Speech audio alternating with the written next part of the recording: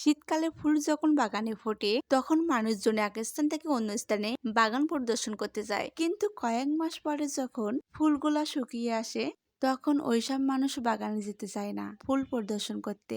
যখন বাগানে ফুল থাকবে তখন বাগান পরিদর্শন করা মানুষের অভাব হয় না। ঠিক তেমনি যখন তোমার টাকা থাকবে তখন তোমার মানুষের অভাব হবে না, কিন্তু যখন তোমার টাকা থাকবে না তখন তুমি কাউকে পাবে না। আসসালামু আলাইকুম এভরিওয়ান, কেমন আছেন সবাই? ফুল যেমন দেখতে সুন্দর তেমন তার গুণাগুণ আলাদা। প্রতিটা ফুল দেখতে আলাদা, গুণাগুণ আলাদা। প্রতিটি মানুষ ঠিক এমনই, দেখতে আলাদা আবার গুণাগুণও আলাদা।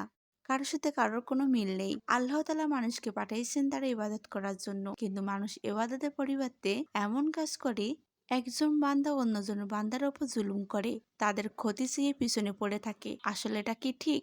এই দুনিয়ায় কেউ কারোর সুখ কেউ দেখতে পায় না। আল্লাহ তাআলা যদি কাউকে ধন সম্পদ দান করে তার পিছু না লেগে আলহামদুলিল্লাহ বলে চলে আসা ঠিক, কারণ বুঝতে হবে আল্লাহ তাআলা নিজেই তাকে দান করেছে। সেখানে আলহামদুলিল্লাহ বলে খুশি হওয়া ভালো, কারণ আল্লাহ তাআলা যাকে পছন্দ করে তার উপরে তো রহমত দান করে। যেখানে আল্লাহ তাআলা নিজে তার উপর রহমত দান করেছে সেখানে তার পিছু না লেগে আলহামদুলিল্লাহ বলা উচিত এবং আল্লাহ তাআলার উপর শুকরিয়া আদায় করা উচিত। কিছু কিছু মানুষ আছে এমন ভাবে কথা দিয়ে আঘাত করবে সেটা মানুষের কলিজায় লেগে যাবে।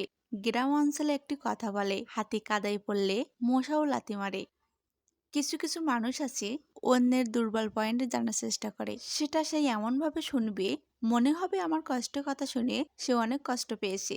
আসলে বিষয়টা তা নয়, সে আপনাকে আঘাত করার জন্য বড় অস্ত্র পেয়েছে, আপনার দুর্বল পয়েন্ট। তোমার দুর্বল পয়েন্ট যেটা তুমি অন্যের সাথে শেয়ার করবে, দেখবে দিন শেষে সেই কথা নিয়ে তোমাকে আঘাত করবে। যখন তুমি অনেক কষ্ট পাবে, অভিমান থাকবে, রাগ থাকবে, তুমি কারোর সাথে শেয়ার না করে জায়নামাজের পাটিতে সেজদায় আল্লাহ তাআলার কাছে তুমি শেয়ার করো, দেখবে তুমি সমাধান পেয়ে যাবে। আল্লাহ তাআলা তোমাকে সাহায্য করবে। কিন্তু এই মানুষের রূপে শয়তানগুলোর সাথে শেয়ার করলে দেখবে আপনাকে ক্ষতি করার চেষ্টা করবে, আপনার কথা দিয়ে আপনাকে আঘাত করবে। তাই আল্লাহ তাআলার ওপর ভরসা করুন এবং কাউকে কোনো কিছু শেয়ার না করে জায়নামাজের পাটিতে বসে সেজদায় গিয়ে আল্লাহ তাআলার কাছে শেয়ার করুন।